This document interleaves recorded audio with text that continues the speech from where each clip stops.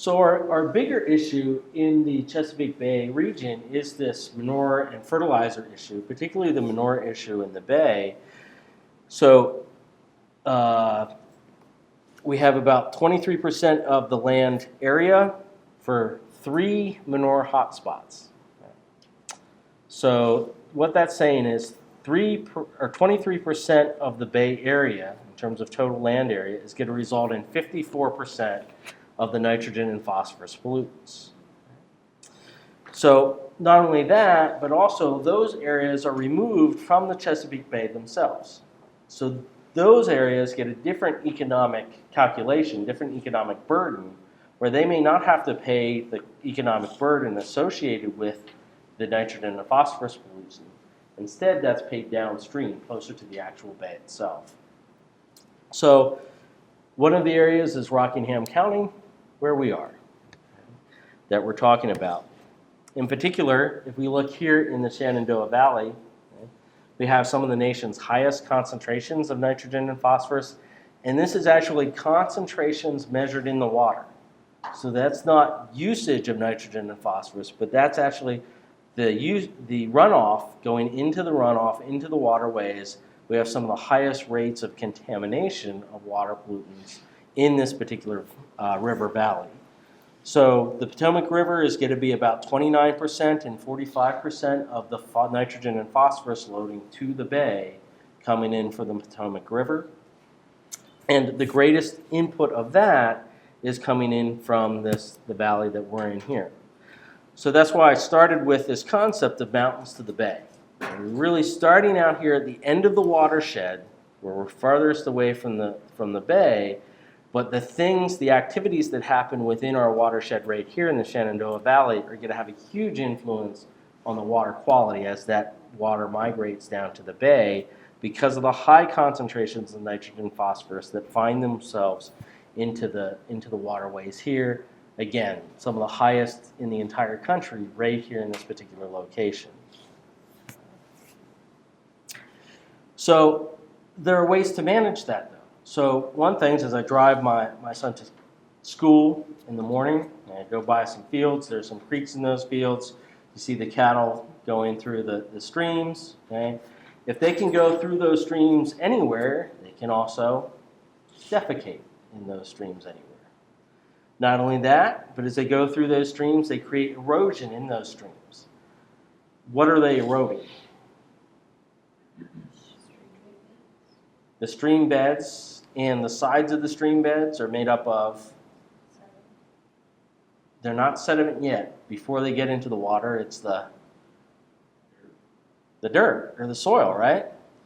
So as the cows are migrating through that waterway, they're bringing the dirt and soil into the waterway, and that dirt and soil is going to be high in nitrogen and phosphorus because we're applying that material onto the fields as fertilizer for plant and animal production in this valley.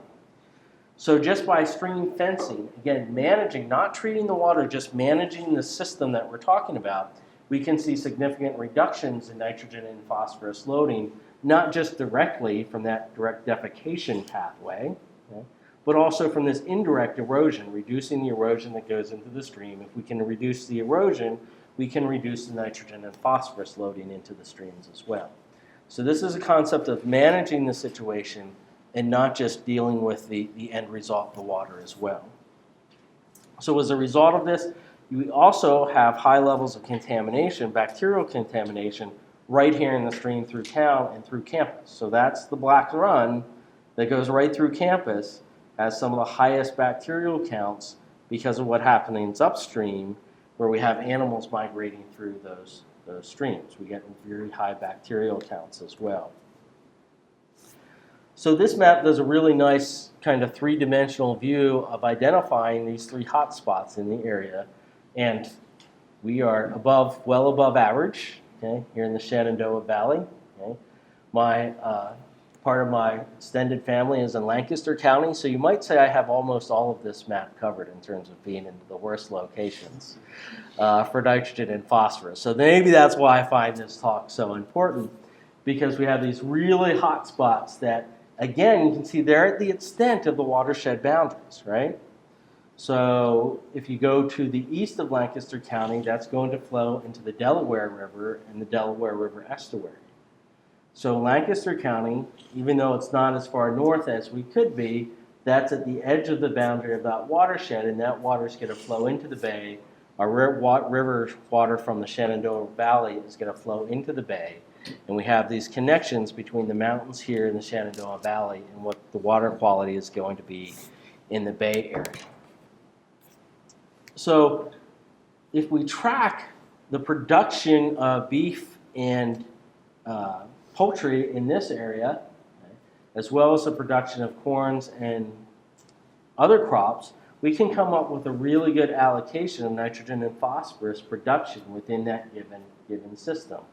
So here we get a particular number of animals, the pounds of nitrogen and pounds of phosphorus that are associated with that, which gives us a total loading rate for nitrogen and phosphorus based on the production rate of agricultural production for these livestock in these particular areas. And then mapping these, we can see this maps fairly closely for the sources of nitrogen and phosphorus loading in the bay to what agricultural production rates would be as well. So in the TMDL program, they're going to concentrate, use this word a little redundantly here, on concentrated animal feed operations. So you may have heard this term before, this acronym, CAFOs, you may not have. But the CAFO is an acronym for Concentrated Animal Production Areas. And because we have concentrated animal production, again, we need to bring grain or feed into those areas.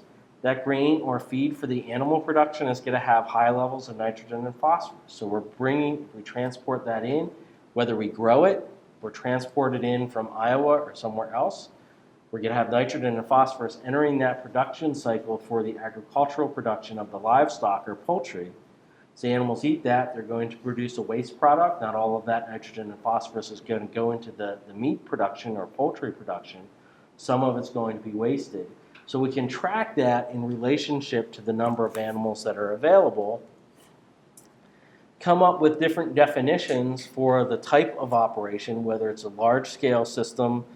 Here we have 1,000 or more cattle, medium 300 to 1,000 cattle, or a small operation, less than 300 cattle.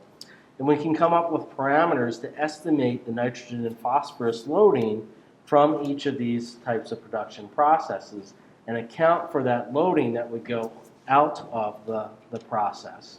So how much nitrogen and phosphorus is coming out of each of these facilities, plot these facilities, identify on them, the map it in the area, and come up with nitrogen and phosphorus loading rates. And this is exactly what's done. We total all of these on a regional basis, identify all these different production facilities within a given area, and then we come up with the pounds of nitrogen and phosphorus, and here they list COD as well, per animal type, per animal. So we can go through and calculate what the nitrogen and phosphorus production is from those given animals. We can also evaluate how much nitrogen and phosphorus can be assimilated into the environment, so how much can be applied to land and be utilized in crop production. So that's our mass balance production rate. And we find that we actually have excess nitrogen phosphorus production within the bay. So we know that we're generating more nitrogen and phosphorus, okay, than what can be taken up by the crops themselves through kind of natural assimilation within this land. We know how much that is. That's got to go somewhere. So the question is, how do we calculate how we utilize those rates? So as we do that, we can come up with land use, break down within this watershed the land use for forest production, agricultural, poultry and livestock production, and urban land production as well.